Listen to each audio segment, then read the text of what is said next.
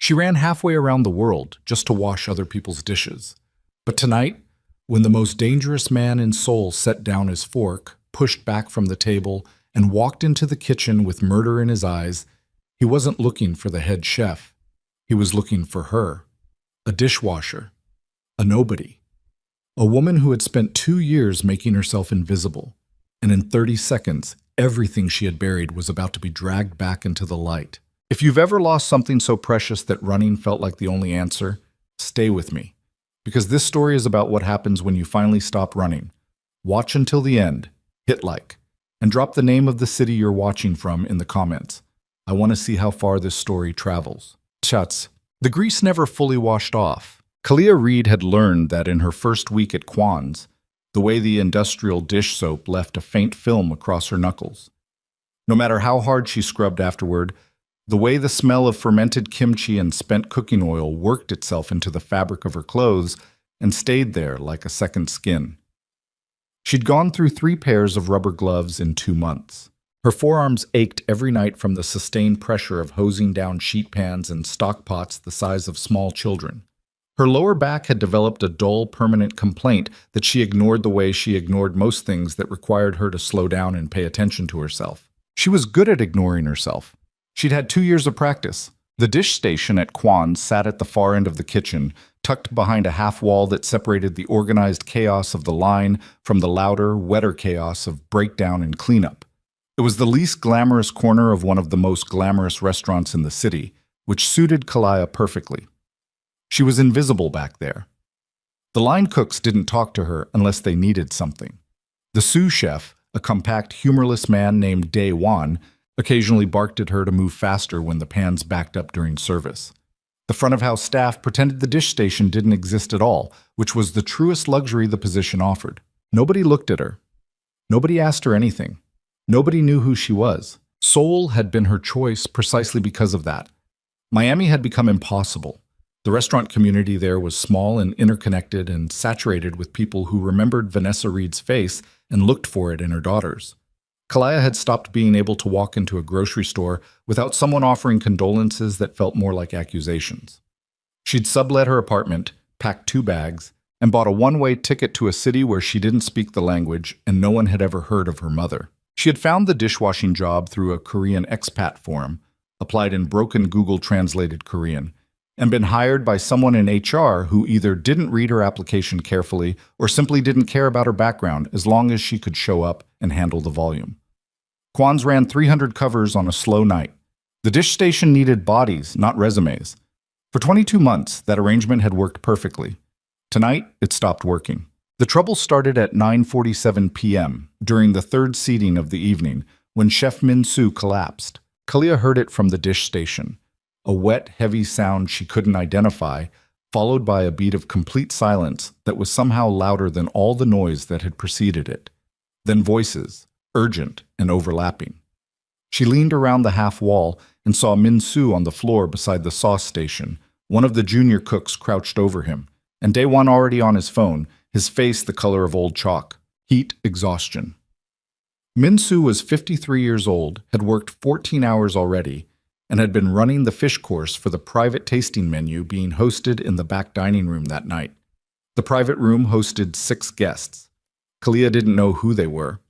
She'd learned not to ask about the private room. What she did know, because the kitchen had been vibrating with low anxiety all week, was that tonight's private guests were important in a way that went beyond the normal definition of the word. The kitchen had received a 4-page briefing document about dietary restrictions, seating preferences, and presentation standards. Daewon had run the prep team through the tasting menu sequence 3 times in the 2 days before service. One of the line cooks, a young woman named Eunji, who sometimes shared cigarettes with Kalia behind the loading dock, had told her in hushed, slightly terrified English that the boss himself was attending. Kalia had nodded and gone back to her dishes. Now Min-soo was on the floor, an ambulance was 6 minutes away, and the fish course for 6 people who included the boss was sitting half-prepared on the station with nobody qualified to finish it. Daewon looked at the station, looked at his remaining line cooks, made a calculation that clearly didn't add up. His jaw tightened. He turned toward the dish station, and his eyes found Kalia standing in the doorway holding a sheet pan. You, he said in English because he'd figured out early on it was faster than waiting for her Korean. Can you cook? She should have said no. She knew she should have said no. She had 2 years of carefully constructed invisibility invested in the answer no. What's the course? She said instead. That was the first mistake. Daewon walked her to the station in 4 fast steps and showed her the mise en place. The portions of black cod already brined, the components of the sauce half-built, the garnish prep laid out on a tray. He spoke in fast, clipped sentences. She listened, looking at the station the way a reader looks at a familiar book in a different language. The bones were there. The technique she recognized. It was a good dish, clean and restrained, built around acidity and smoke. But there was something timid about it, a hesitation in the sauce construction that she could feel even looking at the components cold. The sauce, she said. What's the acid balance? Daewon stared at her. Just finish it the way it's written. The yuzu is going to flatten under heat. You need finish it the way it's written. She finished it. Almost the way it was written. The modification she made was small and probably invisible to anyone who hadn't built the dish from scratch. A shift in the order of addition, a reduction held 30 seconds longer, a decision to use the rendered cod skin as a textural element instead of discarding it the way the prep notes indicated. She plated 6 portions in 11 minutes, which was 2 minutes faster than the service window called for. Daewon checked each plate with the focused efficiency of a man suppressing panic, made one small adjustment to a garnish, and sent them out. Kalia went back to her dishes. She thought that was the end of it. She was wrong by the length of a very long night. The private dining room at Kwan's occupied the northeastern corner of the building's 2nd floor. It was accessed through a separate entrance on the main staircase, and its existence was not advertised anywhere in the restaurant's public-facing materials. Kalia had seen the room exactly once during her first week, when a delivery man had accidentally directed her through the wrong door. She remembered dark wood paneling, a single rectangular table, lighting so low it felt almost theatrical. She'd backed out and found the correct loading entrance and never gone near that hallway again. She didn't know what happened in that room tonight until 40 minutes after she'd sent the fish course up. Daewon appeared at the dish station again. His expression had changed in a way that made Kalia set down the pot she was scrubbing. The guest, he said, and then stopped, seemed to recalibrate. One of the guests sent a question back, about the fish course. Kalia waited. He said the sauce was different from what was served at the last tasting. Daewon was looking at her the way someone looks at an unexploded device they've been told is probably safe. He asked what changed. What did you tell him? I told him there was a preparation variation due to a staffing adjustment. Okay. He wants to know the specific variation. Kalia was quiet for a moment. The dish station hummed and steamed around her. Somewhere on the line, oil crackled in a pan. The acid sequence was reversed and the reduction was extended, she said. The cod skin was retained as a textural component instead of being discarded. The yuzu was introduced earlier to prevent volatilization under direct heat.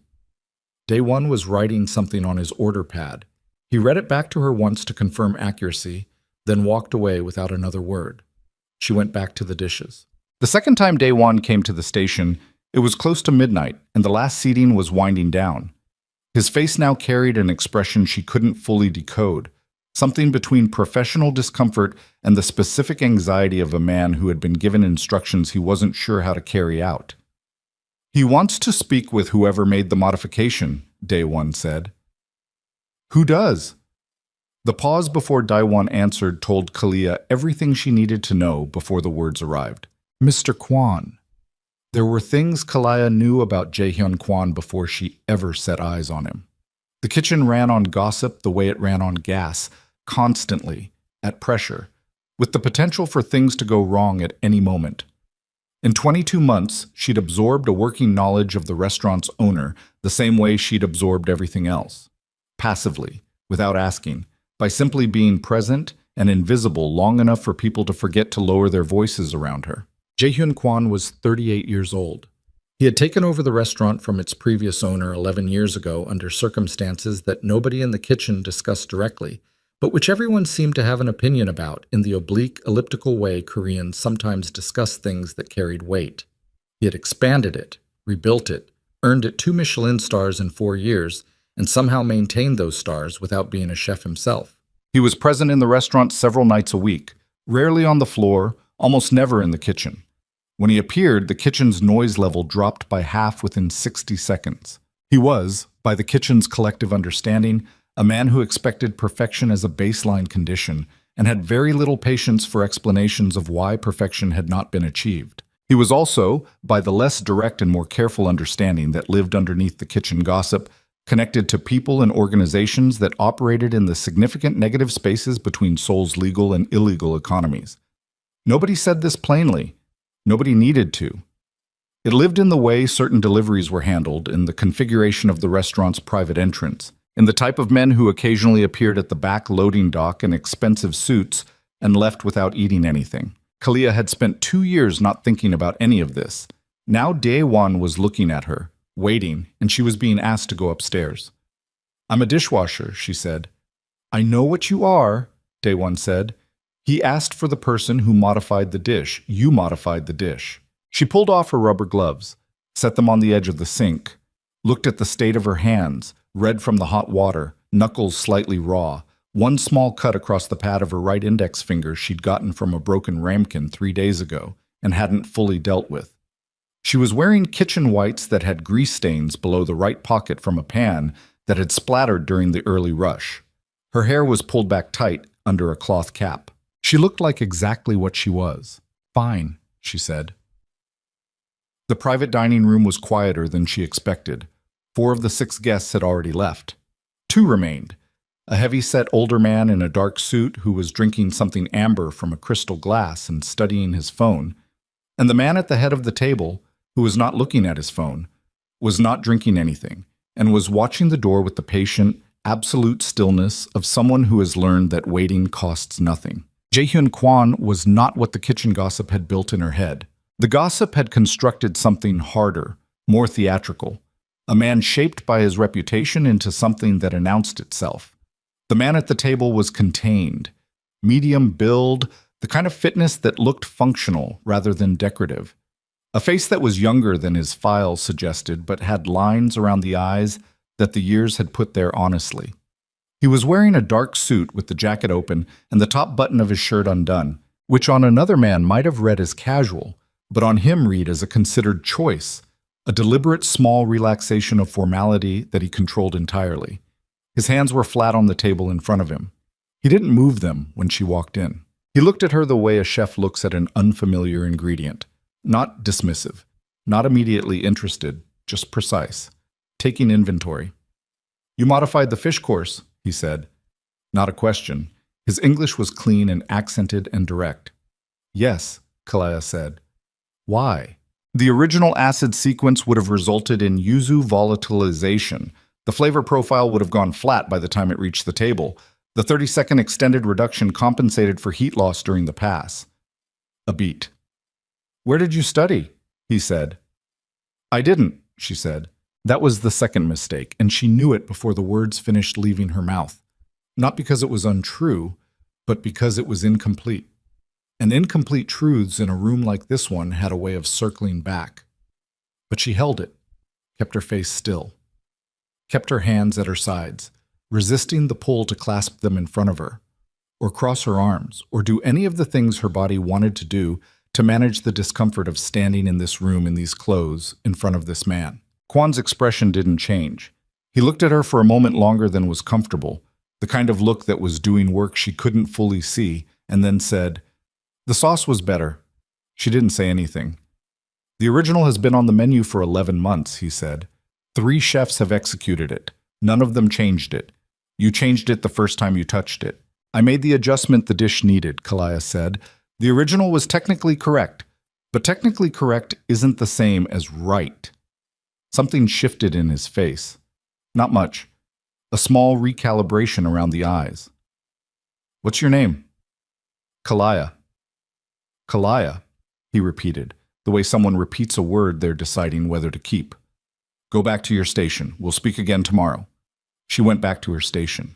She finished her breakdown, cleaned the dish pit, restacked the sheet pans, wiped down the half wall, changed out of her whites in the small staff locker room at the back of the building, pulled on her regular clothes, and walked out into the Seoul night, which was cold and wet and smelled like rain over concrete and the specific exhaust of a city that never fully powers down. She stood on the sidewalk outside the service entrance for a moment, her breath making small clouds in the November air, and made herself think about what had just happened in a flat, practical way rather than the other way.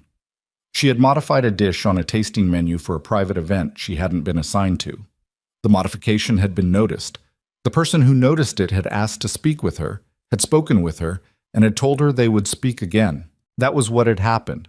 Nothing more. She was good at that, reducing things to their mechanical components, stripping out the weight of implication, the accumulated history she dragged everywhere she went.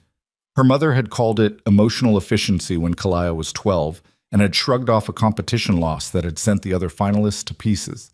She'd said it like a compliment. Later, Kalia had come to understand it was also a diagnosis. She walked to the subway. She didn't think about her mother. She almost managed not to think about the way Kwon had said the sauce was better, the specific quality of certainty in those 3 words that had sounded less like a compliment and more like a fact being filed. She managed, mostly. The next day, she arrived for her shift at 2 in the afternoon and found Day One waiting for her at the staff entrance with the expression of a man who had received instructions that complicated his life. "You're not on the dish station today," he said. Kalia stood with her bag over her shoulder and waited. "You're on prep," he said. "Station 4. Vegetable butchery and sauce work for tonight's tasting."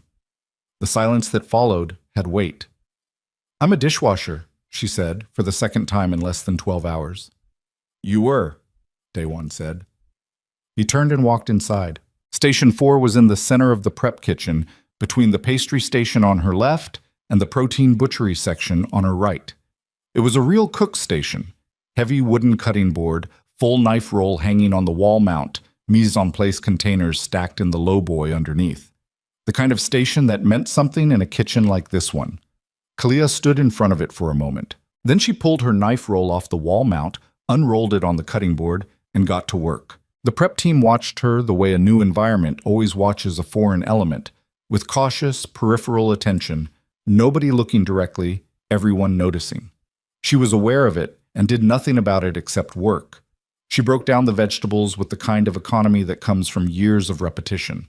Not showy, not rushed, just the minimum motion required to produce the maximum result. When she moved to the sauce work, she read the recipes twice before she started, asked no questions, made no modifications, and executed everything precisely as written. By 5 o'clock, when the line started coming in for service prep, 3 people had drifted past Station 4 on errands that didn't require them to be anywhere near Station 4. By 6, Yoonji had stopped beside her and said, in a low voice, "Where did you learn to break down vegetables like that?" "At home," Kalia said. Yoonji gave her a look that said she didn't believe that, but let it go, because the service prep was starting and there was no time for stories. At 7:15, Kalia was in the middle of reducing a secondary stock when she became aware, through the specific quality of the silence that fell over the kitchen, that someone had entered who required that silence. She didn't look up from her pot. She heard footsteps cross the kitchen floor. Measured, unhurried, the steps of a man who moved through spaces on his own terms.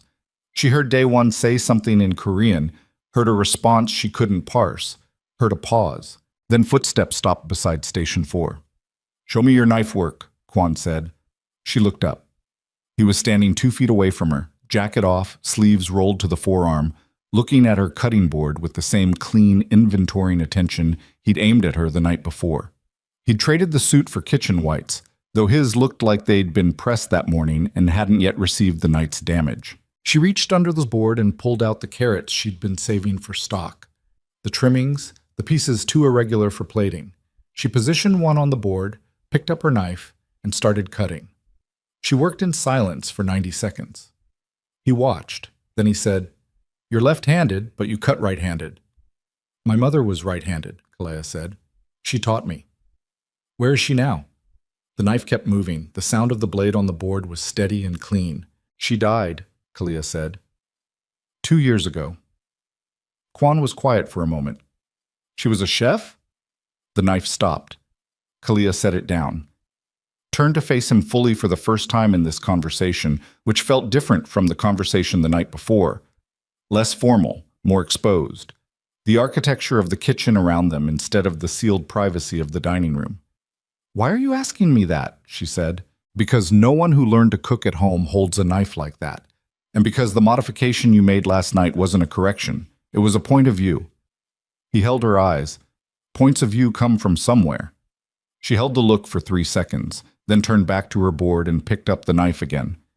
"I can finish prep," she said, "or I can have this conversation. Not both." He said nothing.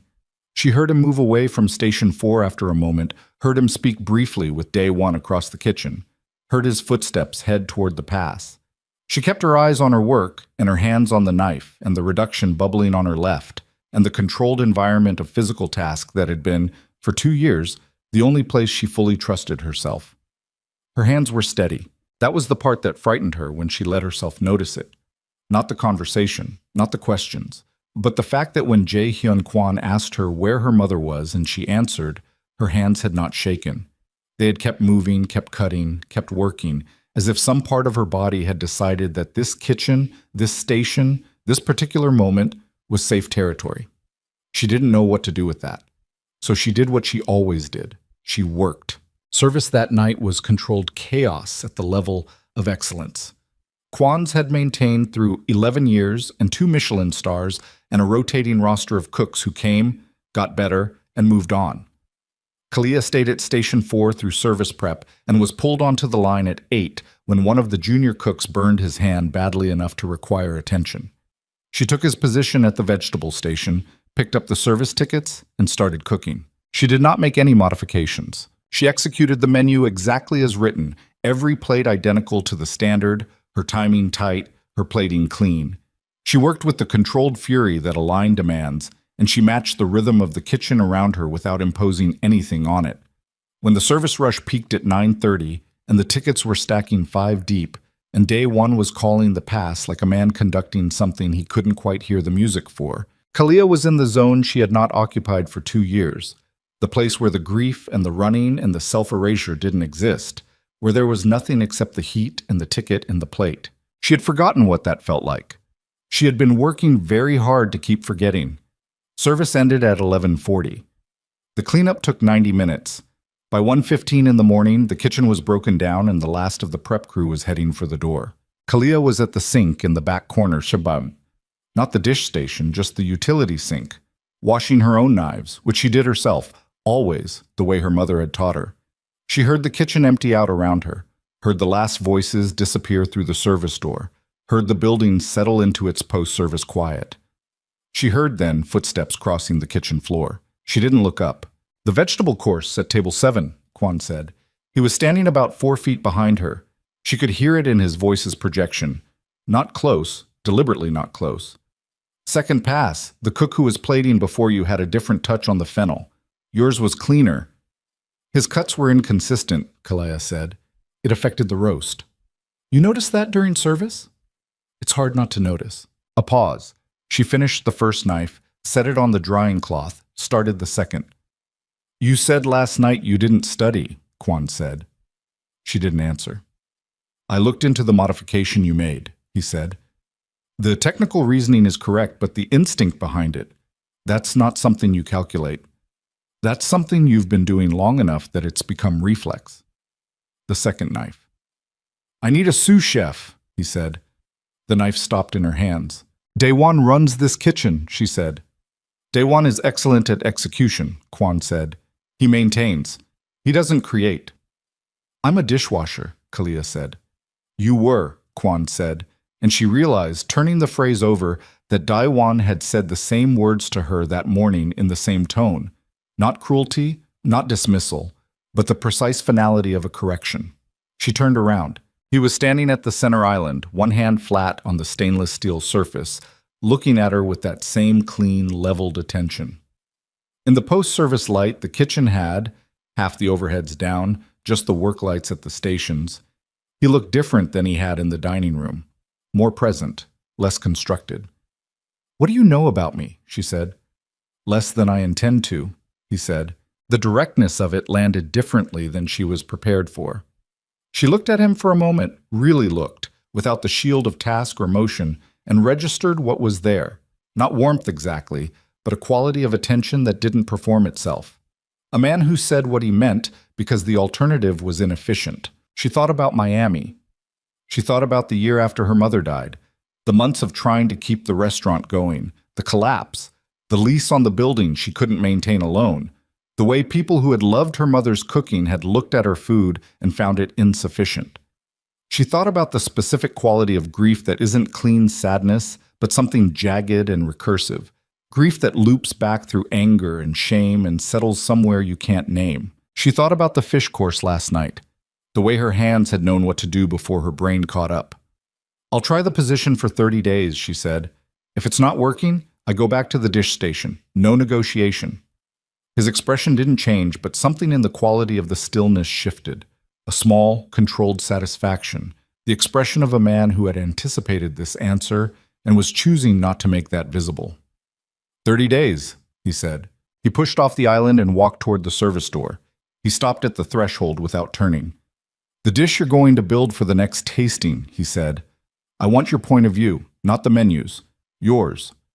The door closed behind him.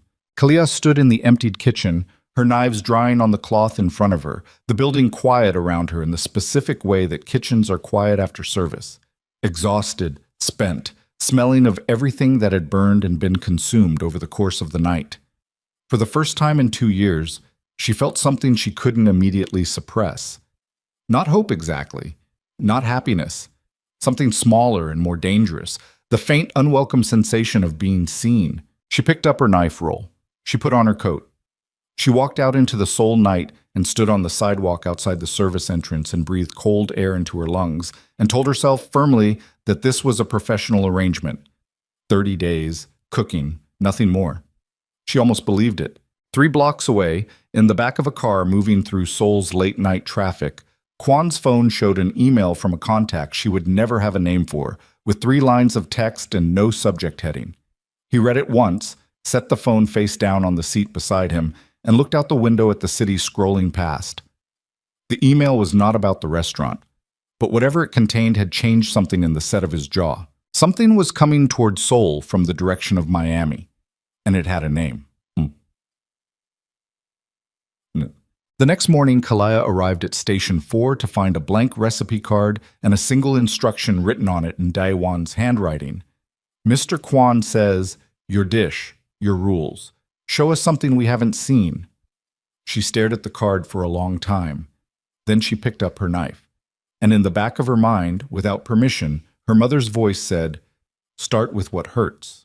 The recipe card sat on her cutting board for 6 minutes before Kalaya touched it. She read it twice, turned it over. Nothing on the back. Daewon's handwriting was economical and slightly aggressive, the letters pressing hard into the cardstock, the way a man writes when he's delivering a message he doesn't personally agree with. She set it face down on the lowboy and started her morning prep the way she always started. Knives first, station organized left to right, in the order she'd need things, nothing on the board that didn't have a purpose. The kitchen around her was coming to life in its slow pre-service way. The pastry team had been in since 6. The stock pots were already going on the back burners, filling the room with the low, complex smell of bones and aromatics that Kalaya had come to associate with the specific comfort of being inside a working kitchen. Not her kitchen, not anyone's kitchen she owned, but a kitchen that was functioning, that had a logic, that made sense in ways the rest of her life had stopped making. She prepped for 40 minutes without thinking about the card.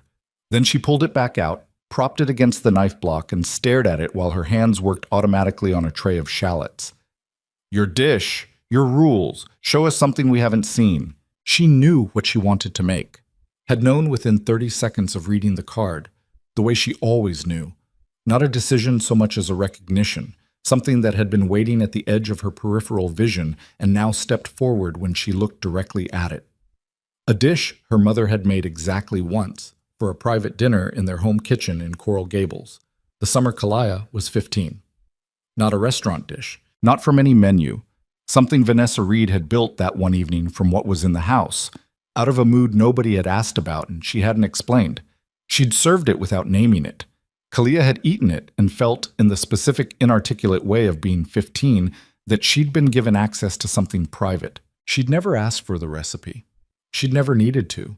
She'd been watching her mother cook for 15 years by then. Her hands remembered. The problem was that making the dish meant making the dish. Pulling it out of the place she'd been keeping it and putting it on a plate in front of people who would assess it with professional detachment and report back to a man she didn't trust yet and couldn't afford to trust yet. It meant using her mother's grief as a tasting menu course. She kept prepping the shallots. She was going to do it anyway. She'd known that within 30 seconds, too. The first collision came at 11:30 when Seo-Rin Park walked into the prep kitchen. Kalia had seen Seo-Rin in passing over 22 months. The executive supervisor moved through the restaurant's public and semi-public spaces with the confident ownership of someone who had been there long enough to believe the place reflected her. She was tall, precisely dressed even in her operational clothes, and carried herself with the specific energy of a person who had worked very hard for a position and intended for everyone around her to understand that. Her Korean was fast and authoritative. Her English was limited, and she rarely used it. In 2 years, she and Kalia had exchanged approximately 11 words. Today, Seo-Rin stopped at the entrance to the prep kitchen and looked at Station 4 for a long moment. Then she looked at Kalia. Then she spoke to Dae-won, who was at the pass, in a rapid clipped exchange that Kalia couldn't follow. Dae-won responded with the specific verbal flatness of a man who was repeating instructions he'd received from above and didn't intend to discuss. Seo-Rin's jaw tightened. She walked to Station 4, stood across the center island from Kalia. "You are the dishwasher," she said, in careful, deliberate English. Not a question, a categorization. "I was," Kalia said. Something moved through Seo-Rin's expression, fast, controlled, but present. "Mr. Kwon said you are developing a course for the next tasting menu." "That's right. This kitchen has a head chef. It has a sous chef. It has 4 senior line cooks." Seo-Rin's voice was level. None of them were asked. Kalia kept her eyes on her work. "You should talk to Mr. Kwon about that." "I am talking to you." "I know." Kalia set down her knife, looked up. "And I'm telling you the decision wasn't mine. I was given an assignment. I'm doing it. If you have a problem with the assignment, the person who gave it to me is better positioned to answer your questions than I am." Seo-Rin looked at her for a moment with a flatness that had nothing to do with neutrality. It was the look of someone filing information away. "You have been here 2 years, Seo-Rin said, in the dish station." "Yes. And now you are building tasting menu courses." "Apparently." "In Korea," Seo-Rin said, still level, still careful, "we have a word for someone who arrives from outside, takes what is being offered, and calls it their own." She paused, letting the implication settle without completing it. "Good luck with your dish."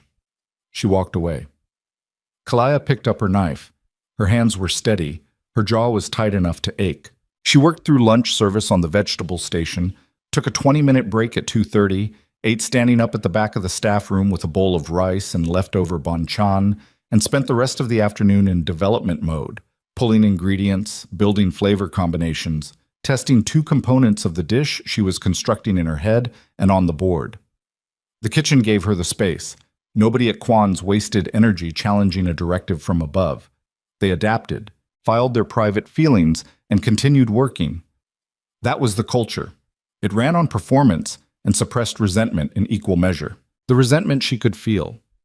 It came off the line in waves she'd learned to read the way you read weather, not directed at her personally exactly, but at the disruption she represented, the crack in the established order of who mattered and where. She'd felt it before. In Miami, in the years before she left, when she'd tried to run the restaurant after her mother died, and every person who had loved Vanessa Reed had looked at 26-year-old Kalia and found her insufficient. That resentment had come with a different flavor, grief-adjacent, almost forgivable in its source. But the texture was the same. The specific social pressure of being in a space that didn't believe you belonged there. She knew how to work through it. She didn't know how long she could. At 4 o'clock, Kwon came into the prep kitchen. He did what he'd done the day before. Came in without announcement, moved through the space at his own tempo, checked things without making a performance of checking. He stopped at the pass and spoke with Daiwan. He reviewed the service prep checklist. He walked the line. He stopped at Station 4. "Show me where you are," he said. Kalia had 2 test components ready: the base of the sauce and a preliminary version of the main element. She plated a small tasting portion of each, set them on the board. He tasted the sauce first, held it, set the spoon down. "What is this built on?" Doenjang base with a low-acid citrus reduction. The bitterness from the ferment is being used as a structural element instead of a background note. The citrus is fighting it. Not yet. It will in the final reduction. I'm going to pull the citrus earlier and reintroduce it cold at service. He was quiet, tasted the second component, set that spoon down too. "This is Southern American," he said. "Yes." "Why?" She had expected the question, had prepared 3 professional answers for it. Answers about technique, about contrast, about the way certain culinary traditions approached fermentation from different angles, and the interest generated by the collision. What came out instead was the truth. "It's my mother's dish," she said, "or the closest I can get to it from memory." Quan looked at her. Something shifted in his attention. Not softening exactly, but a change in angle, a small rotation towards something more direct. "She was a chef," he said. "Yes." "Good?" "Yes," Kalia said. The word came out flatter than she intended, loaded with things she wasn't going to unpack at Station 4 at 4 in the afternoon. "She was good." He studied the tasting components for another moment. Then, "Finish it. I want to taste the full dish before the tasting." He walked away from the station.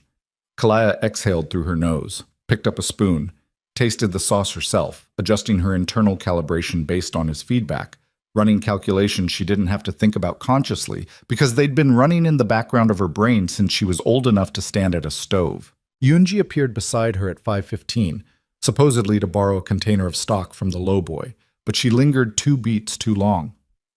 "Seorin was in the manager's office for an hour this afternoon," Yunji said in a low voice, facing the lowboy so it looked like she was still looking for the stock. "Okay," Kalia said. "She was on her laptop most of the time. I saw the screen when I walked past." Another beat. "She was looking at something in English. I couldn't read it, but she was writing things down." Kalia kept her hands moving. "You're telling me this because?"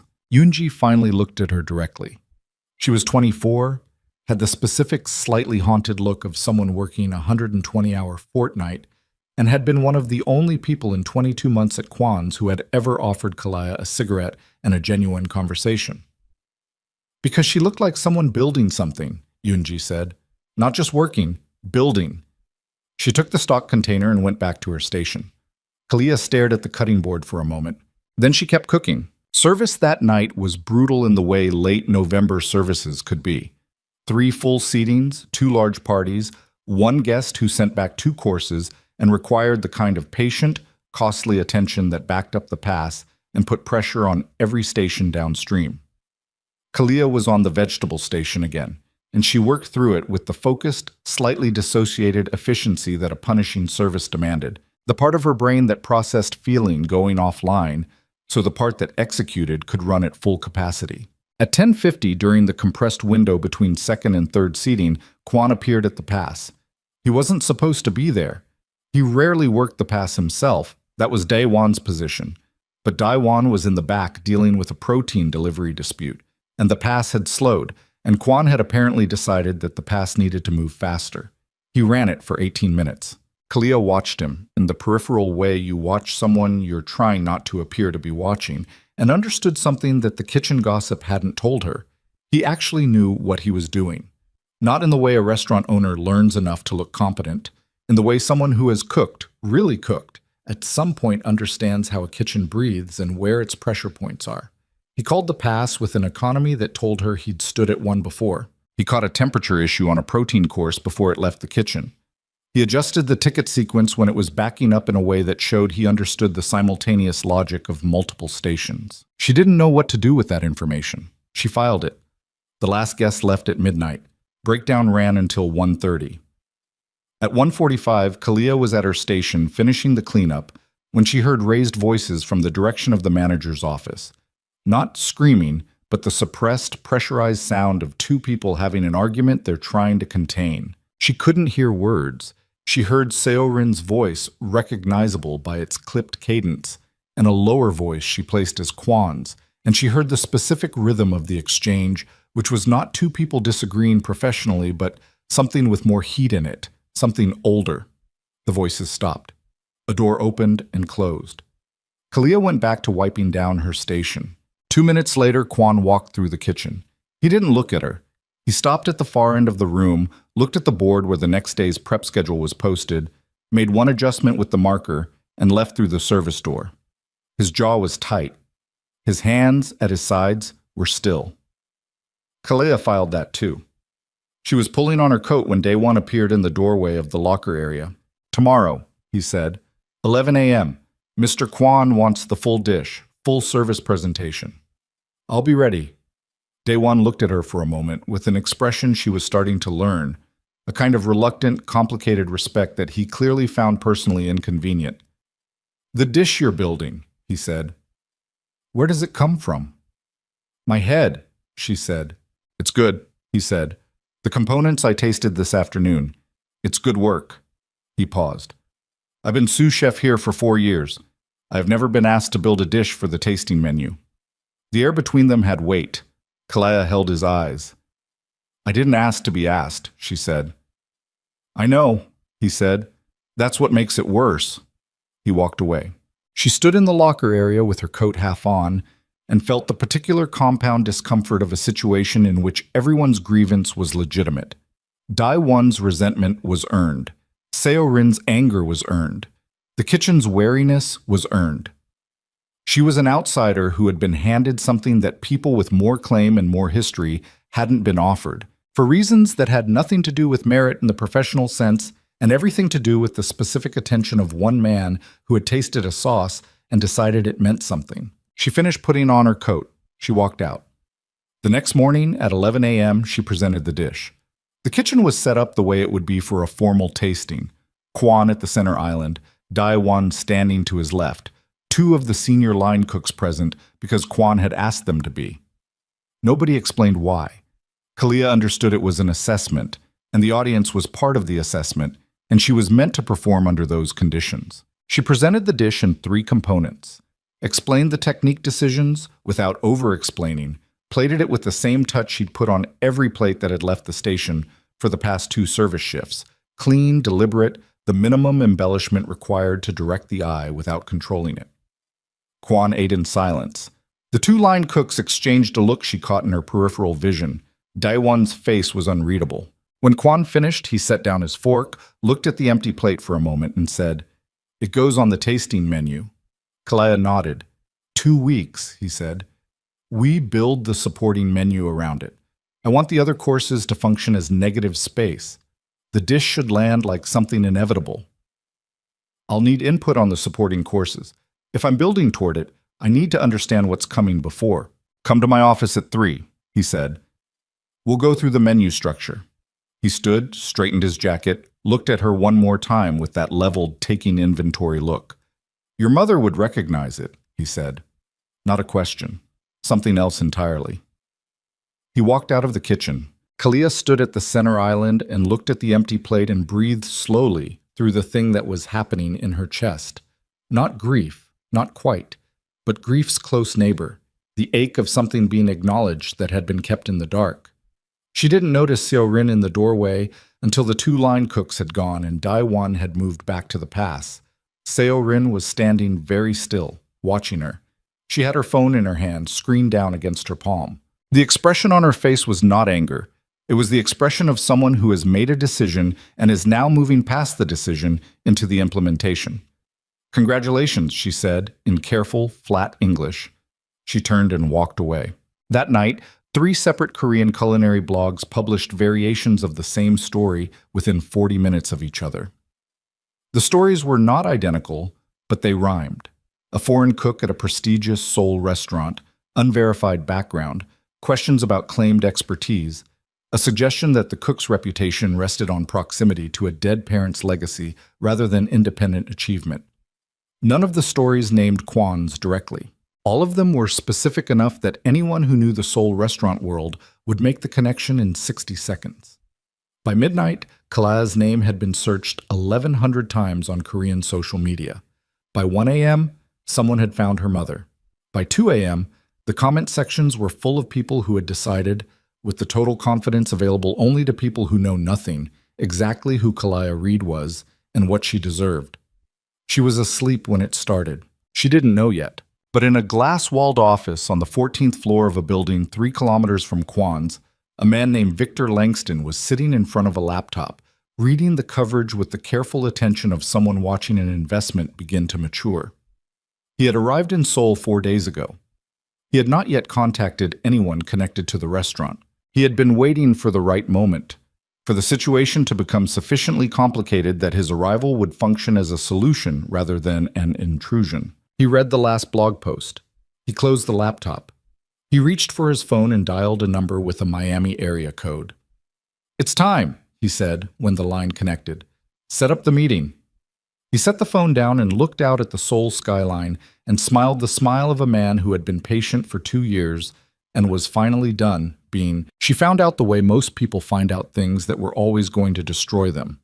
Not in a dramatic moment, not with warning, but at 7:14 in the morning, while standing in her apartment kitchen in yesterday's clothes making coffee she hadn't decided to make, her phone face up on the counter, the screen lighting up with a notification from a number she didn't recognize. The message was in English. "You should search your name. Do it before you go in today." She stared at it for 4 seconds. Then she opened her browser and typed her own name into the search field, which was something she had not done in 2 years. A discipline she'd maintained the way you maintain not touching a wound. Not because looking wouldn't tell you anything, but because looking would tell you everything. The results loaded. She read the first article, then the second, then the third. By the fourth, she had stopped reading the text and was just looking at the shape of it, the pattern of publication times, the similarity of phrasing across different outlets, the specific selection of details that were technically accurate and functionally designed to do maximum damage. Her mother's name, the Miami restaurant, the closure, the fact that Kalaya had left, the insinuation, never stated directly but present in every paragraph like a smell, that what Kalaya Reed had was not talent but inheritance, and that the inheritance was fraudulent because the inheritor had abandoned it. The coffee maker finished. She didn't pour the coffee. She sat down on the floor of her kitchen, not a collapse, just a deliberate lowering, her back against the cabinet, and held the phone and read everything. All of it. The comment sections, too. She read those especially, the way you probe a bruise to confirm it's real, and they were what comment sections always are. A clean mirror for the worst available interpretation of any given situation, crowdsourced and confident and wrong in ways that were too specific to be accidental. Someone had fed this story. The details were too curated for organic discovery. The Miami closure timeline, the specific framing of her mother's legacy as something Kalaya had exploited rather than inherited legitimately. Someone had assembled this and handed it to 3 blogs simultaneously and timed the release for maximum spread. She knew who. She sat on the kitchen floor for 11 minutes. Then she got up, poured the coffee, drank half of it standing at the counter, changed her clothes, and went to work. The kitchen knew. She could feel it the moment she pushed through the service entrance. A shift in the room's atmosphere, the particular quality of eyes that look away a half-second too fast. Yoonji was at her station and didn't come over. The junior cooks worked with their heads down. Even the ambient noise was different. The usual pre-service chatter replaced by something more careful, more managed. Daewon was at the pass. He looked at her when she walked in, held the look for a beat, then went back to his checklist. She went to station 4. She put on her apron. She started her prep. Seo-rin appeared at 9:45. She didn't come to the station. She stood at the entrance to the prep kitchen, spoke briefly with one of the senior line cooks, and left. But the conversation lasted exactly long enough for Kalaya to see the line cook glance in her direction, and for Seo-rin to not glance in her direction at all, which was its own kind of statement. At 10:20, Kwan's assistant, a young man named Hyun, who communicated exclusively through written notes delivered in person, which Kalaya had come to understand was a deliberate security choice rather than eccentricity, appeared at station 4 and placed a folded note on her cutting board. Office. Now. She washed her hands, took off her apron, walked upstairs. Kwan's office was on the second floor, adjacent to the private dining room, accessible through a door that was always closed. She had never been inside it. She knocked once, heard his voice, opened the door. The office was smaller than she'd expected, not cramped, but deliberately contained. A desk, a long table with chairs, one wall of shelving that held what looked like financial documents and several stacked folders. No decoration. The window looked out over the alley behind the building. Kwan was standing at the window with his back to her when she entered. He didn't turn immediately. "Sit down," he said. She sat. He turned. His face was controlled in the way faces are controlled when the person wearing them has been managing something difficult for several hours before this conversation. He had a folder on the desk. He didn't open it. "You saw the coverage," he said. "Yes." "When?" "This morning. Someone sent me an anonymous message telling me to look." Something moved through his expression at that. "Who sent it?" "I don't know the number." He sat down across from her, put his hands flat on the desk in that way he had. Deliberate, grounding, like a man who uses physical stillness to manage what's happening internally. "The story is being picked up," he said. "3 major food publications have already referenced the blogs. By this afternoon, it will be in the mainstream entertainment press." He paused. "This restaurant is attached to this story now. The tasting menu is attached to this story." "I know." "I need to know what's true," he said. "Not the version that protects you, the actual truth." Kalia looked at him across the desk. The morning light from the window behind him was flat and gray. November light, the kind that made everything look slightly more honest than it wanted to be. "Ask me what you want to know," she said. "Your mother," he said. "Vanessa Reed." The name landed in the room the way her name always landed when someone else said it, with weight, with the specific gravity of a person who had been significant enough in the world to remain significant after leaving it. "Yes," Kalia said. "She was the chef." "Not you." "She was the chef," Kalia said. "I trained under her from the time I was 8 years old. I worked her kitchen for 6 years as an adult. After she died, I tried to run the restaurant for 14 months before I closed it." She kept her voice flat, not defensive, factual. "The blogs are saying I'm trading on her name. What they're not saying is that I spent 14 months trying to keep her restaurant alive and couldn't do it alone, and then I left because the alternative was staying in a city where everyone who looked at me was looking for someone who was gone." Kwan was quiet. "The dish you presented yesterday," he said. "Her recipe? Her technique, my adaptation, there's a difference. Is there a legal difference?" The question landed differently than the others. Kalia went still. "What do you mean?" she said. He opened the folder. He slid 3 pages across the desk toward her. She looked at them without touching them first, reading the header, the layout, the formatting of a legal document. Then she picked them up. They were contracts, or the relevant pages of contracts, intellectual property clauses specifically. She read them slowly, parsing the legal language with the focused, reluctant attention of someone who already suspects what they're going to find. Her mother's name was on these documents. Her mother's name, and the name of a company she didn't recognize, and a date that was 14 months before Vanessa Reed died. "Where did you get these?" Kalia said. Her voice came out quieter than she intended. "They were delivered to my office this morning," Kwan said, "by a representative of a man named Victor Langston."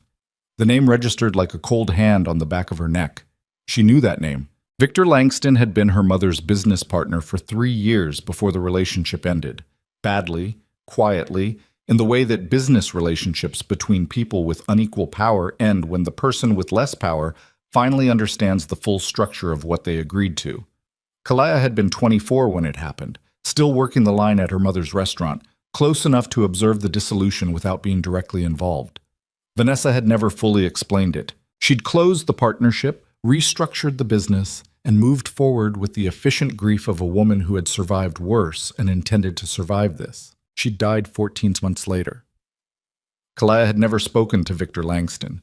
She'd seen him twice, once at a restaurant industry event when she was 22, once at her mother's memorial service, where he'd stood near the back and left before the reception. She had not thought about him in 2 years. "What does he want?" she said. He's claiming intellectual property rights over a significant portion of Vanessa Reed's menu work, Kwan said, including dishes that formed the basis of her restaurant's reputation, including specifically the dish you presented to me yesterday. Kalia set the documents down on the desk. Her hands were not shaking. She was very focused on her hands not shaking. "That's not possible," she said. "My mother owned her recipes. She owned her restaurant. These documents suggest she signed a development agreement in the last year of her life that transferred creative IP rights to a company Langston controls. In exchange for investment capital, she needed to keep the restaurant solvent." Kwan's voice was careful, precise, not unkind. "If these documents are genuine, he has a legitimate legal claim to the dish you built your tasting menu course around." The room was very quiet. Outside, the sounds of the kitchen rising to pre-service prep came through the floor like a vibration. Kalia thought about her mother in the last year of her life. The way Vanessa had seemed tired in a way that went beyond physical. The way she'd stopped talking about the restaurant's future with the expansive certainty she'd always had before. The way she'd sometimes looked at Kalia in the kitchen with an expression that contained something Kalia had interpreted as pride, but now, sitting in this office with these documents on the desk between them, reread as something more complicated, something that looked from this distance like guilt. "She didn't tell me," Kalia said. "No," Kwan said. "She signed away her own recipes and didn't tell me." "It appears so." Kalia stood up. She needed to be standing. She walked to the window and stood with her back to Kwan, looking out at the gray alley, and breathed. In, out. The specific breathing of someone managing something that, if they stopped managing it for even a moment, would become unmanageable. Her mother had been drowning. That was what she was reconstructing now, standing at this window, the picture assembling itself from pieces she'd had all along but hadn't been able to see from inside the grief. The restaurant had been struggling in the last 2 years of Vanessa's life. Kalia had known that, had been aware of the financial pressure without understanding its depth, had watched her mother work harder and smile more carefully and stop talking about certain things. And at the bottom of the struggle, when the options ran out, Vanessa Reed had done what desperate people do. She'd made a deal she couldn't recover from, with a man who had been waiting to be useful. "Langston is here," Kalia said, "in Seoul." "He's been here for 5 days," Kwan said. "His representative made contact this morning. He's requesting a meeting." "To do what? Demand I stop cooking?" "To inform me," Kwan said, and there was something in his voice now that was different from the controlled precision of the last 10 minutes, something with an edge under it, that any commercial use of those recipes by this restaurant constitutes an IP violation, and that he intends to pursue legal action unless we reach an agreement. Kalia turned from the window. "He's coming after the restaurant," she said. "He's coming after you," Kwan said. "The restaurant is the leverage." They looked at each other across the room. She saw it then. The thing she'd been filing and not examining, the quality of his attention over the past 4 days, what it meant that a man like Kwan had stood at her station and asked where her mother was and said your mother would recognize it with the certainty of someone who understood what it cost. Not softness.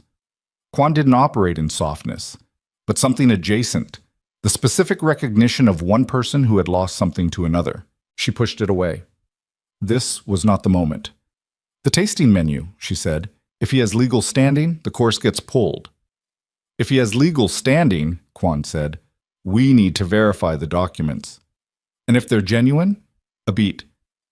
"Then we need a different strategy," he said. "What does that mean?"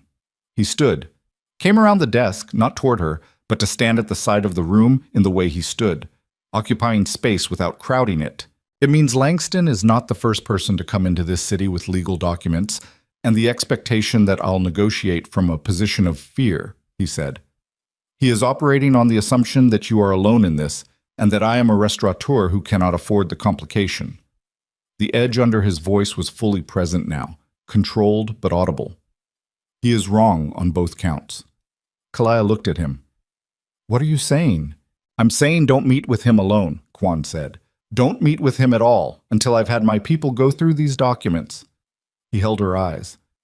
"I'm saying let me work the problem." The offer landed in a complicated place. She had spent 2 years building a life specifically structured so that she didn't need anyone to work her problems. so that there were no problems large enough to require another person's intervention. She had made herself small and task-oriented and professionally invisible, precisely so that she would never be in a position where she needed to trust someone with something that mattered. She was in that position now. "Why?" she said. He looked at her for a moment. "Because the dish is good," he said. "And because whatever your mother signed under duress doesn't belong to Victor Langston." It was not the full answer. She knew it wasn't the full answer, and she suspected he knew she knew. But it was an answer she could work with, which was more than she'd had when she walked into this office. "Okay," she said. She walked to the door, stopped. "The anonymous message this morning," she said. "Someone told me to look before I came in, before Langston's representative arrived. Whoever sent it knew what was coming." Kwan's expression didn't shift, but the stillness that settled over him was a different quality of stillness than before. "I'll look into it," he said. She went back to her station. She prepped for service. She did it with the focused, teeth-clenched efficiency of someone who has received a wound in a vital place and is choosing, for now, not to look at it directly. The dish she'd built from her mother's memory, the dish that had started all of this, that had moved her from the dish station to the center of a tasting menu in 4 days, was now a legal liability. The technique, the instinct, the act of love disguised as cooking that she'd finally allowed herself to put on a plate, all of it was apparently owned by a man who had waited 2 years and crossed an ocean to collect. At 2:30, Eunji appeared beside her. "There's a man in the front dining room," she said quietly. "He came in 40 minutes ago, asked for a table by the window, ordered coffee, and has been sitting there since." She paused. Hyun pointed him out to me. "He said his name is Langston." Kalaya kept her knife moving. "He's not eating. Just the coffee. He's looking at his phone." Yoonji's voice dropped further. "He's been looking in the direction of the kitchen entrance, like he's waiting for someone to come out." Kalaya set down her knife. She untied her apron. "Don't," Yoonji said, alarm sharpening her voice. "Kalaya, I'm not going to do anything," Kalaya said. "I just need to see him." She walked through the kitchen, through the service door, and into the corridor that connected the back of house to the main dining floor. She stopped at the corridor's end, where a partial wall gave her a sightline into the dining room without placing her in it. Victor Langston was 61 years old, heavier than she remembered, with the groomed, expensive look of a man who has spent decades in rooms where appearance functions as currency. He was wearing a charcoal suit and a watch that caught the light in the way objects catch light when they're designed to. His coffee was untouched. His phone was face up on the table and he was looking at it. But his body language was that of a man performing distraction rather than experiencing it. The posture of someone who is very aware of the room around him while pretending not to be. He looked up. For a fraction of a second, his eyes found the corridor entrance. Found her. He smiled. Not surprised. Not startled. The smile of a man who has been waiting and is satisfied that the wait is over. Kalea turned and walked back into the kitchen. Her heart was loud in her ears, and her jaw was tight enough to ache, and she understood, with the total clarity of a person who has finally stopped misreading a situation, that Victor Langston had not come to Seoul to pursue a legal claim. He had come to finish something he'd started 2 years ago, when Vanessa Reed died and left behind a daughter who had run away instead of fighting. He had come because he had always intended to come. He had simply been waiting for Kalaya to surface somewhere he could find her. And Seo Rin, with her laptop and her carefully assembled blog posts and her targeted timing, had handed him exactly what he needed to make his... She went back to her station and picked up her knife, and her hands were shaking. Not much, not visibly, not in a way anyone watching would catch. But she felt it, the fine, high-frequency tremor, running from her wrists to her fingertips that had nothing to do with fatigue and everything to do with the image she couldn't clear, Victor Langston's smile, the specific quality of it, the patience in it. The smile of a man who had built a trap 2 years ago and had just watched his target walk into the room. She set the knife down, picked it up again, set it down. Yoonji was watching her from the next station with the careful peripheral attention of someone who wants to help and doesn't know how. Kalia didn't look at her. She stared at the cutting board and ran the timeline in her head. The blogs, the documents, Langston's arrival, the smile, and felt the shape of it assemble into something she could see whole for the first time. He had known she was here. Not recently. He'd known for a while, had been watching, waiting for the right moment of exposure.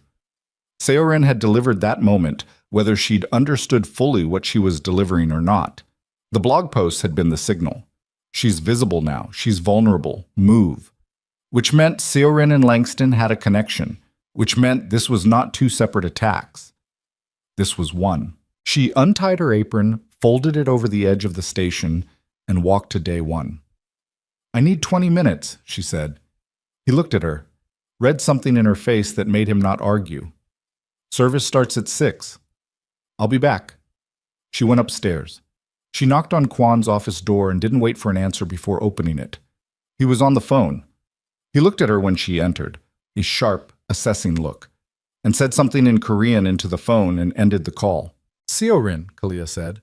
"How long has she worked here?" 7 years. "Does she have outside business relationships? Anyone she'd be in contact with from the American restaurant industry?" Kwan was very still. "Why?" "Because the timing is wrong for coincidence. The blogs went up hours before Langston's representative showed up. She'd been on her laptop the night before. One of the cooks saw her. And Langston was in Seoul 5 days before any of this broke. He was already here, already positioned, which means he didn't come in response to the coverage. The coverage was prepared for his arrival." She held his eyes. "Someone told him I was here. Someone who had access to my employment records and enough lead time to coordinate the press before he made his move." Kwan stood. He moved to the desk, opened his laptop, typed something fast. The silence in the room had a different texture now, active, charged, the silence of a situation accelerating. "She submitted a personal leave request 8 weeks ago," he said, reading from the screen. 3 days in Tokyo." He looked up. "Langston's company has a satellite office in Tokyo." The confirmation landed without surprise. Kalia had already known, but knowing and having it confirmed were different weights. "He got to her," she said. "Or she went to him," Kwan said. His voice was flat in a way that told her the distinction mattered to him, that there was a difference in his accounting between someone who had been recruited and someone who had acted. 7 years. She built this place with us. The U.S. registered. She filed it. "What do you want to do?" she said. He looked at her for a moment. The inventory look, but faster now, running at a different speed. "I want you to go back to your station and finish prep," he said. "I want service to run tonight exactly as scheduled. I want nothing to change on the surface." He closed the laptop. "Can you do that?" "Yes," she said. "Go." She went. Service was the hardest 2.5 hours of her professional life, and she had worked hurricane season in a Miami restaurant that seated 250 covers with a skeleton crew during a health inspection. She ran her station on pure mechanical function, tickets in, plates out, timing clean, execution precise, while the rest of her brain operated in a separate room entirely, tracking every movement in the kitchen, every exchange near the manager's office, every time the service door swung open and let in the noise of the dining floor. Langston was still out there. She could feel it the way you feel a weather change before it arrives. At 8:40, Hyun appeared at the kitchen entrance and caught Daewon's eye. They exchanged 3 words. Daewon looked at Kalaya briefly and then looked away and said nothing, which told her everything. At 9:15, during the compressed gap between courses for the second seating, Kwan appeared at the pass. He didn't look at her directly. He reviewed 2 plates, spoke to Daewon in a low voice, and left. But as he turned, his eyes crossed the kitchen and found hers for exactly 1 second. 1 second was enough. Something had happened. She got through service. At 11:50, when the last table was finishing dessert and the kitchen was beginning its shutdown sequence, Hyun appeared at Station 4. The note read, "Conference room. Now, both of you." She didn't know who both meant until she walked into the conference room adjacent to the private dining suite and found Kwan standing at the head of the table, 2 men she'd never seen before seated along one side, both in dark suits, both with the compact, economical posture of men whose professional function was not administrative. And Seorin Park standing against the far wall with her arms at her sides and her face completely, terrifyingly blank. Kalia stopped inside the door. Seorin didn't look at her. Kwan said, "Sit down, Kalia." She sat. Kwan looked at Seorin. "Tell her," he said. The silence stretched for 5 seconds. Seorin's jaw moved. Her eyes stayed on the middle distance, not on Kalaya, not on Kwan, on nothing. I contacted Langston's representative 6 weeks ago, she said. Her voice was controlled and completely empty of effect. I provided information about your employment history and current position. I facilitated the introduction between his team and the media contacts who published the coverage. She paused. I was offered a managing partnership stake in a new restaurant venture he's planning, in exchange for information and cooperation. The room was quiet. How much did he tell you? Kalia said. Seorin's eyes moved to her for the first time. He told me you were using your mother's intellectual property without authorization, she said. He told me there was a legal basis for removing you from the kitchen. He told me... She stopped. Something moved through her face, a crack in the blankness, quickly sealed. He told me you didn't belong here. And you believed him, Kalia said, because you already wanted to. Seorin said nothing. The legal documents he sent this morning, Kalaya said. Did you know about those before today? A beat. No. So he used you to surface me, got the press coverage running to establish a public narrative, then moved in with the legal documents once the story was already circulating. She kept her voice level, clinical. He didn't tell you what he was actually here for because he didn't need you to understand it. He just needed you to pull me into the open. Seorin's expression shifted, a small, terrible shift. The expression of a person who has realized they were a tool and not a partner, that the thing they were promised in exchange for their cooperation was never a real offer, but a mechanism for extracting their usefulness. Get out, Kwan said to Seorin. Not loud, not angry. The voice of a man who has made a decision and is implementing it. Seorin walked to the door. She stopped, her hand on the frame, her back to the room. I worked here for 7 years, she said. I know, Kwan said. She left. One of the two suited men stood and followed her out, not as an escort, as a continuation of something Kalaya understood she wasn't meant to ask about directly. Kwan sat down across from Kalia. The remaining suited man opened a folder on the table. Langston's documents, Kwan said. My legal team has been through them for the past 6 hours. He nodded to the man with the folder, who turned several pages toward Kalaya. The IP transfer agreement is genuine. Your mother signed it, but the consideration he provided, the investment capital that was supposed to flow to her restaurant in exchange, was never fully delivered. Kalaya looked at the pages. He got her signature and didn't pay, she said. He paid the first installment, enough to establish that a transaction occurred. The remaining capital was contingent on performance metrics he wrote into the contract in language that was effectively impossible to satisfy. The restaurant never received the bulk of the investment, but the IP transfer was not contingent. It executed on signature. She didn't read it carefully enough, Kalaya said. She may not have had legal counsel who understood what she was signing, Kwan said. Or she did, and she was desperate enough to sign anyway. Kalia stared at the pages. She thought about her mother in the last year, the tiredness, the careful smiling, the way Vanessa had looked at her sometimes in the kitchen with that complicated expression.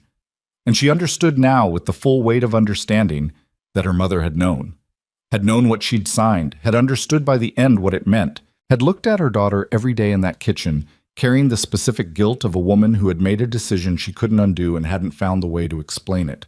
Vanessa Reed had died without telling her, had left her with a restaurant and a legacy and a hidden bomb waiting to be triggered by a man patient enough to wait for the right moment. Kalia pressed the heels of her hands against her eyes, breathed, took her hands away. What's the legal exposure? She said. If his documents stand significant, Kwan said, he can pursue damages for commercial use of the IP. The tasting menu course alone constitutes actionable use if he chooses to litigate. He paused. But there is an argument based on the unfulfilled consideration. If his investment obligation was not met, the enforceability of the transfer is challengeable. How long does that take to litigate? Years. And in the meantime, he controls the narrative. The press coverage is already running. The story is already a dishwasher with a dead mother's stolen recipes. She felt her voice trying to go somewhere she didn't want it to go and pulled it back by force. That's what he wanted, not the legal outcome. The story, the damage to whatever I'm building here. Quan looked at her steadily. Why, he said. Why does it matter to him? He has the IP. He could license it commercially and profit from your mother's work without touching you at all. Because the restaurant didn't close when my mother died, Kalia said. I kept it open for 14 months. I fought to keep it, and while I was fighting, I figured out what he'd done. Not the full picture, but enough. I started asking questions. I contacted 2 of his former business partners. She stopped. I think he got scared I was going to unravel the whole arrangement. So he waited until I'd exhausted myself and closed the restaurant and disappeared. And then he waited 2 more years for me to surface somewhere he could finish the job properly. She looked at Quan directly. Destroying the IP claim isn't enough for him. He wants to make sure I can never come forward with what I know. The room was very quiet. What do you know? Quan said. The investment capital he was supposed to provide my mother, she said. I tracked 2 of the other entities he'd run that same deal with. Different industries, same structure. Capital promised, minimum delivered, IP or equity transferred. It's a pattern. She paused. One of the other parties tried to challenge him. They found their professional reputation dismantled inside of 3 months. The other settled out of court for terms that included a non-disclosure clause. Quan was looking at her with an expression she couldn't fully read. Something that had moved past the inventory stage into something less calculated and more immediate. You've been carrying this for 2 years, he said. I've been carrying it and not using it because I didn't have enough and I was alone and I was afraid, she said. The word cost her something. Not the truth of it, but the saying of it out loud, in this room, to this specific person. I ran to Seoul because I was afraid, and he found me here anyway. Quan stood. He moved to the window. The same window she'd stood at in his office that morning, looking out at the gray alley. He stood there for a moment with his hands in his pockets, looking at nothing. In 2009, he said, a man came to Busan with documents claiming partial ownership of my father's restaurant. He had a signed agreement, legitimate on its face, giving him equity stake in exchange for capital my father needed. The capital had been partially delivered. The agreement was real. He paused. My father had no legal resources. The man had lawyers. By the time the process ended, my father had nothing. The restaurant was gone. He turned from the window. I was 17 years old. I watched my father argue with lawyers in an office he didn't belong in, and I understood that the outcome had been decided before they walked in. Kalia was very still. The fire, she said. The kitchen gossip, the thing nobody discussed directly. A fire destroyed his family's dream. There was no fire, Quan said. There were lawyers. He held her eyes. I built what I built because I decided that no one would ever put me in that office again. That when someone came with documents and lawyers and a patient practiced certainty that the outcome was already decided, he stopped. Victor Langston is not the first person to walk into this city thinking that. The weight of what he was offering settled over the room. Not just legal resources, not just protection in the abstract sense, something more structural. The full weight of everything Jae-hyun Kwon had built himself into pointed at the problem. This isn't just about the restaurant for you, she said. No, he said. The door opened. Hyun appeared, and the look on his face was the look of someone carrying information that cannot wait. He's here, Hyun said. Langston, he's in the private dining room. He says he has an appointment. Kwon looked at Kalaya. He has no appointment, Kwon said, but we'll see him. He straightened his jacket, moved toward the door, stopped beside her. Stay close, he said. Don't speak first. Let me read the room. She nodded.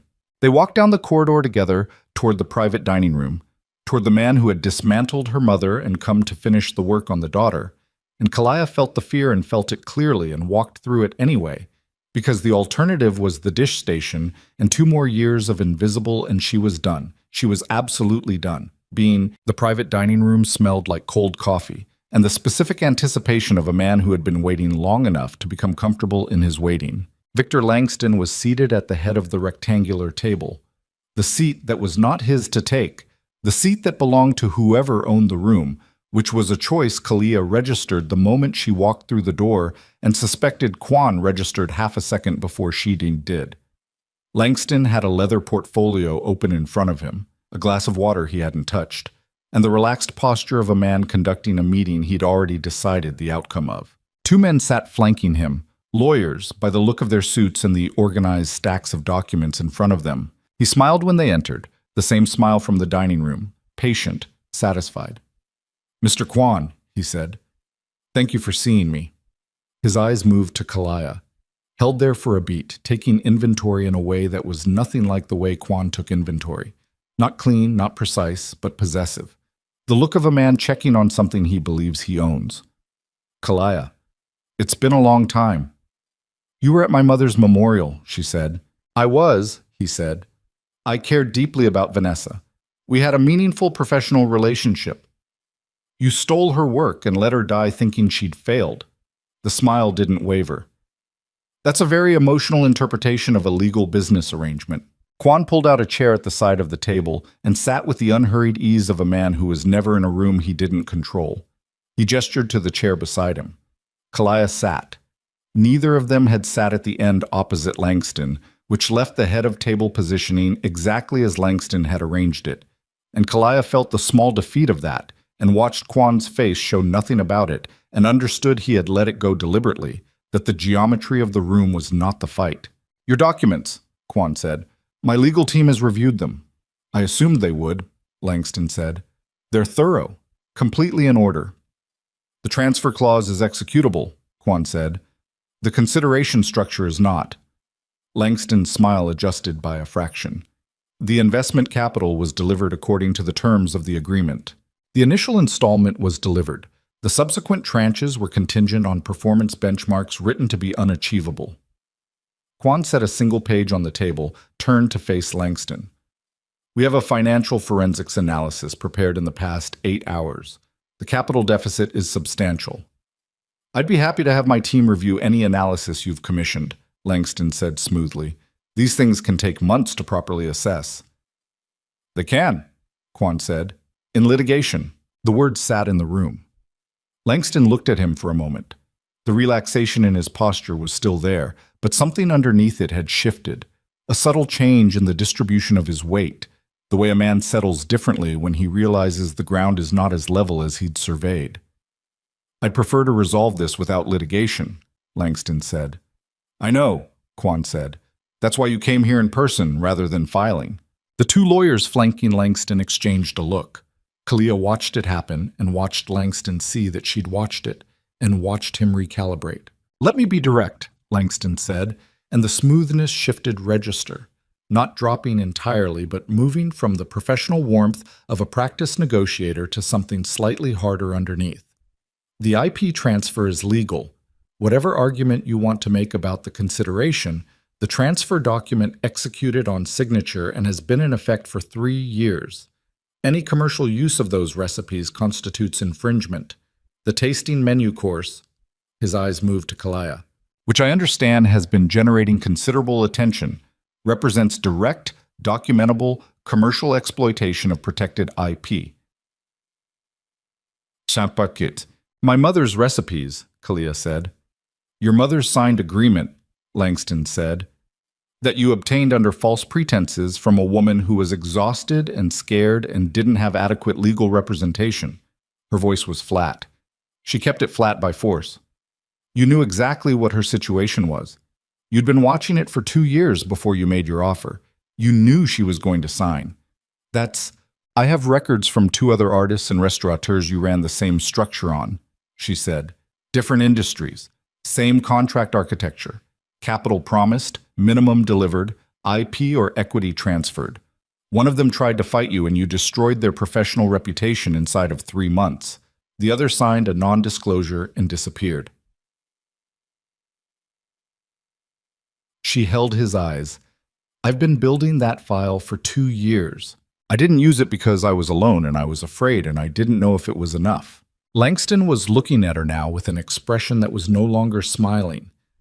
"Those individuals settled their disputes according to mutually agreed terms," he said.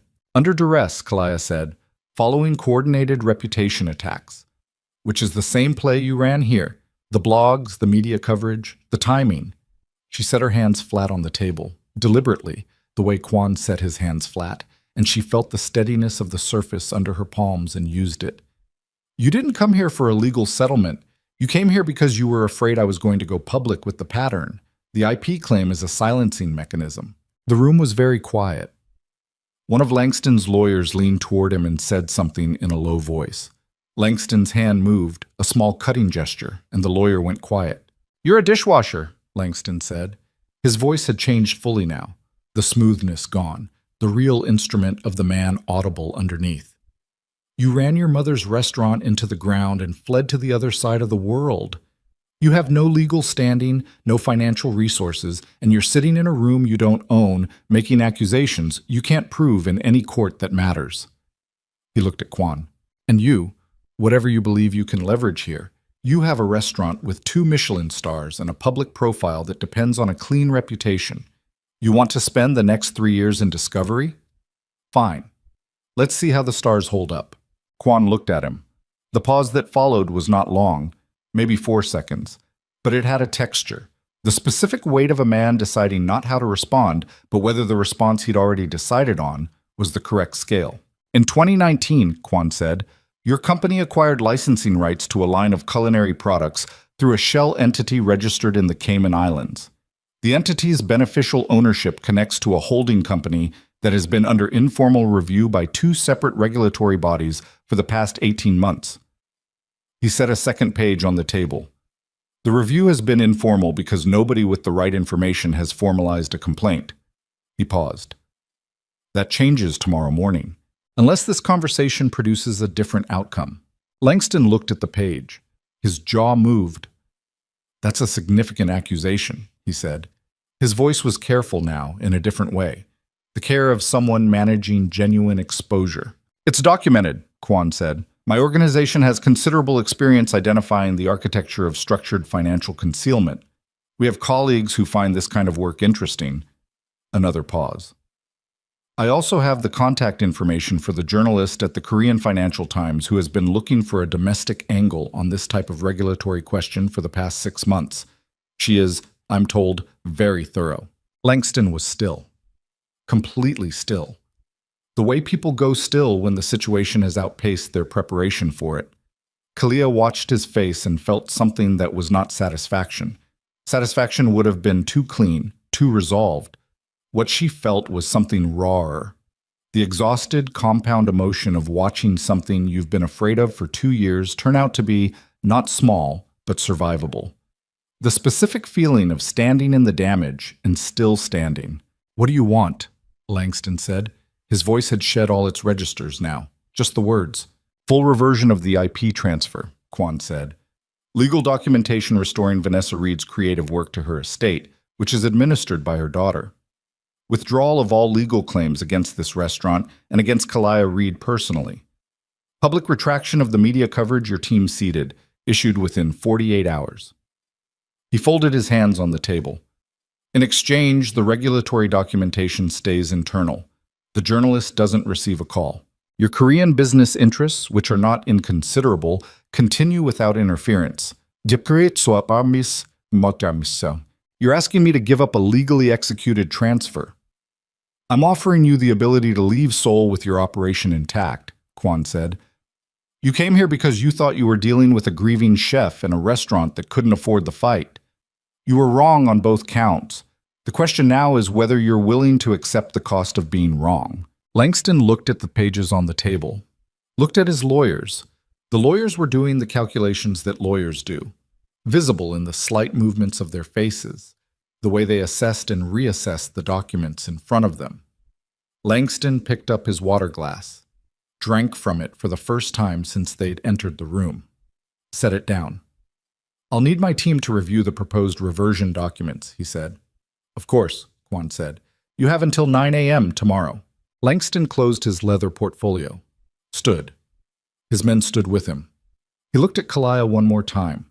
Not the possessive inventory from before, not the smile. Something that had no name, the look of a man who has been measured and found to have overestimated his position, which is its own particular humiliation. He left without saying anything else. The door closed. The room held its silence for a moment. Kalia became aware gradually that her hands were shaking again. Not the fine, suppressed tremor from earlier, but something more open. The shaking of a body releasing the tension it had been holding for hours. She pressed her palms flat on the table and breathed and looked at the empty seat at the head of the table and the untouched water glass and the small evidence of a man's retreat. "Will he sign?" she said. "Yes," Quan said. "You're certain?" "The regulatory exposure is real. He knows it. His lawyers know it." Quan stood, straightened his jacket, looked at her with an expression that was tired in a way she hadn't seen on him before. Not the professional containment of fatigue, but something genuine.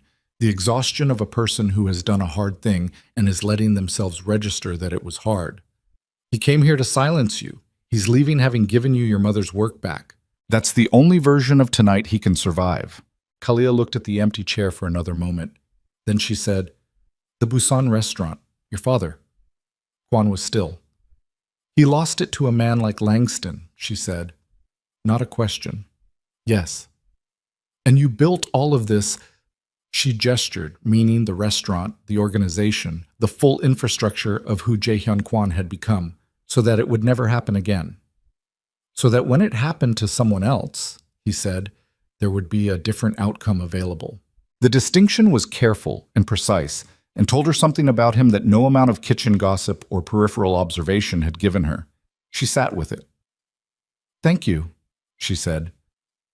The words were insufficient for what she meant by them. She knew that and said them anyway, because the alternative was silence, and silence between them had carried enough weight for long enough. He nodded once, moved toward the door. "The dish stays on the tasting menu," he said, without turning. "When the reversion documents are signed, it will be the first course ever served at this restaurant with accredited creator." He stopped at the threshold. "Her name on the menu, not yours, hers. Your adaptation, her foundation." He paused. "Is that right?" Kalia's throat tightened.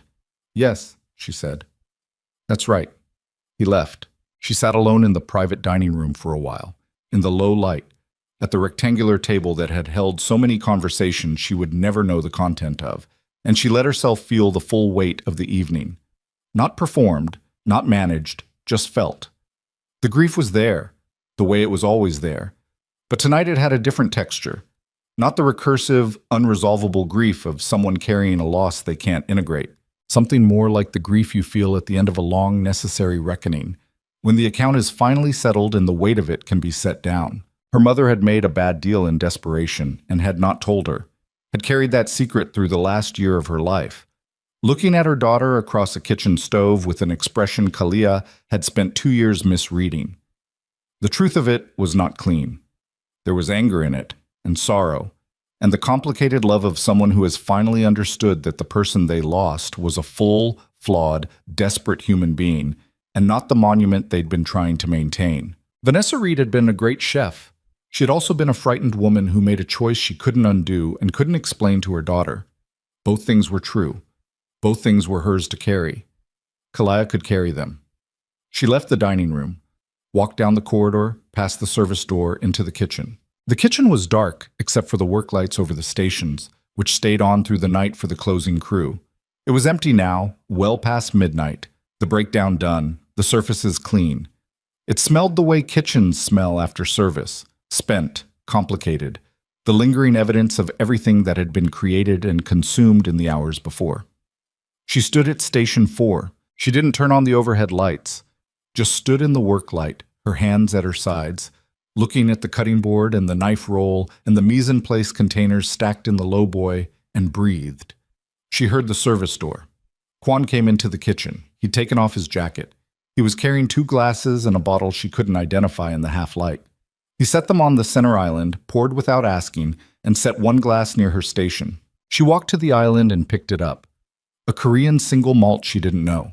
She drank a small amount and felt it in her chest, the warmth of it moving through the places that were still locked up and tight. He leaned against the island across from her. Didn't drink yet, just held his glass and looked at the kitchen with the expression of a man who is in a place he built and knows it in the dark. "You knew," she said.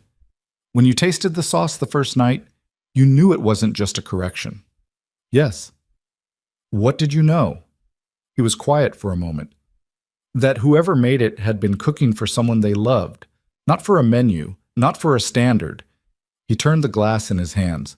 Food made for standards tastes like standards. Food made for someone tastes like something else. She looked at him across the island. Your father's restaurant, she said. What did it serve? Jjigae mostly, doenjang, kimchi, sundubu, nothing complicated, a neighborhood place in a neighborhood that didn't have much. He drank. The kind of restaurant where people came because it was warm and the food remembered them. He cooked it himself? Every day. He was in that kitchen at 5 a.m., and he left when the last customer left. He set his glass down. He wasn't a great chef. He was a man who knew how to feed people. There's a difference, and it matters more than most people in this industry want to admit. Kalia thought about her mother's kitchen in Coral Gables. The Saturday mornings when Vanessa wasn't working the restaurant and cooked at home instead, different food than the restaurant food, looser and more honest. The food of someone cooking without an audience. The biscuits she made from a recipe that had no written form, transmitted by hand through 3 generations, existing nowhere except in the muscle memory of women who had learned it by standing close enough to watch. Kalia had that recipe in her hands. She hadn't lost it. She'd been afraid she had, afraid that the grief had corrupted the transmission, that she'd never be able to make those biscuits again without her mother's presence to anchor the knowledge. But she'd made the dish, her mother's dish, adapted, rebuilt from memory. And when she'd plated it and Quan had tasted it, he'd said her mother would recognize it. She hadn't lost it. I've been running for 2 years, she said. I told myself I was surviving, recovering, giving myself time. She looked at the cutting board at Station 4. I was just running. Yes, he said. Not unkind, just accurate. And then I made that sauce, and everything I'd been avoiding followed me into this kitchen inside of 4 days. She almost laughed. The sound that came out was adjacent to it. I should have kept washing dishes. No, he said. She looked at him. You were done being invisible before you made the sauce, he said. The sauce was just the first thing that was honest enough to be seen. She held the whiskey glass and felt the truth of that settle through her. They stood in the kitchen in the quiet and drank and said nothing for a while, which was not the silence of 2 people with nothing to say, but the silence of 2 people who have said enough and know it, who are comfortable in the same space at the same hour after a long and costly night. At some point, she didn't track when, he moved around the island and stood beside her, both of them facing the dark kitchen, not touching, close enough that she was aware of his presence, the way you're aware of heat from a source you're not looking at directly. The tasting menu, she said, after the reversion, when the dish is properly credited. What about it? I want to rebuild the supporting courses, the ones you said should function as negative space. She looked at the kitchen, the stations, the pass, the long clean surfaces of a room that had been, for 2 years, the only place she fully trusted herself. I want to do it right. Then do it right, he said. She turned to look at him directly, which felt different than it had in the first days. Less like measuring distance, more like standing at a fixed point and looking at something she'd been circling and could finally face straight on. He looked back with the inventory look, the clean, leveled attention. But beneath it now was something she didn't have to translate because it was clear and it was human, and it had been building in increments through every shift in every late-night kitchen and every conversation that had stayed too long in the space between professional and something else. 30 days, she said. That was the arrangement. You've been here 12, he said. I know. How many more do you need? She looked at him for a long moment. The whiskey was warm in her chest. The kitchen smelled like everything it always smelled like at this hour. Outside, Seoul moved through the deep night in its perpetual, indifferent way. A city that had not waited for her arrival and would not notice her staying, which was, she understood now, exactly why she'd chosen it. The city didn't care. The kitchen cared. And the man standing beside her in the kitchen cared in a way that was not performance and not transaction, and not the extraction disguised as attention that she had learned to expect from people who recognized her mother's name in her hands. I'm not going anywhere, she said. He didn't say anything. But the quality of the stillness shifted, the controlled satisfaction she'd learned to read, the thing he let happen in his face when an outcome had resolved correctly. He refilled her glass. She picked it up. 3 weeks later, the reversion documents were signed, notarized, and filed with the appropriate legal bodies in both the United States and South Korea. Victor Langston left Seoul the morning after the conference room meeting and did not return. The media coverage retracted in a brief, bloodless statement from the blogs that had published it, citing insufficient editorial verification, which was the language used when a story dies of its own accord, and the parties involved agreed not to examine the cause of death publicly. Kalia read the retractions on her phone at Station 4 during the prep window before lunch service and felt almost nothing. The vindication was real but quiet, the way real vindications usually are. Not the trumpet blast of justice the wronged imagine in advance, but a small, tired settling, the system correcting itself with none of the drama of the original wound. What she felt, more than vindication, was the absence of the weight, the specific lightness of a woman who has put down something she'd been carrying so long she'd stopped noticing the carrying. She set her phone face down on the counter and went back to her prep. The tasting menu launched in the second week of December, on a Thursday evening, to 6 guests in the private dining room. The menu card read, in both Korean and English, at the third course, adaptation of V. Reed's Southern Ferment, developed by K. Reed. 2 names on 1 dish. Ooh. A mother and a daughter on the same plate, which was the only kind of memorial that had ever made sense to Kalaya. Not stone, not ceremony, but the living continuation of something passed hand to hand across a kitchen stove on a Saturday morning, the knowledge that exists nowhere except in the bodies of people who were present and paying attention. She plated the 6 portions herself, alone at Station 4, with Daewon watching from the pass and making no comment, which from day one was the highest available form of professional respect. After service, she sat in the empty kitchen and ate the 1 portion she'd held back. Not plated formally, just spooned into a bowl, the way her mother had served it at home. She sat on a prep stool at the center island and ate it slowly and cried, finally, the way she hadn't let herself cry in 2 years, the specific release of grief that has been waiting for its proper moment and recognizes, when that moment arrives, that it is allowed. Nobody was there to see it. She didn't need anyone to see it. She needed to do it, and she did. And when she was done, she washed her bowl and dried her hands and turned off the station lights and walked out of the kitchen. Kwon was in the corridor. He didn't ask. He looked at her face and saw what was there, and didn't make a production of it, didn't offer comfort in the form of words or gesture, just stood in the way of someone who has been present in corridors at difficult moments long enough to understand that presence is sometimes the entire thing. She walked past him toward the stairs. His hand briefly touched the back of her shoulder. Not a hold, not a pull, just a point of contact, a moment of acknowledgement, and then she was past and walking up the stairs, and it was gone. She felt it for 3 floors. By February, the restaurant had been profiled in 4 international publications. The tasting menu was booked 6 weeks in advance. 2 of the articles mentioned the credited dish and the story behind it in terms that were, unlike the blog posts that had preceded them, actually true.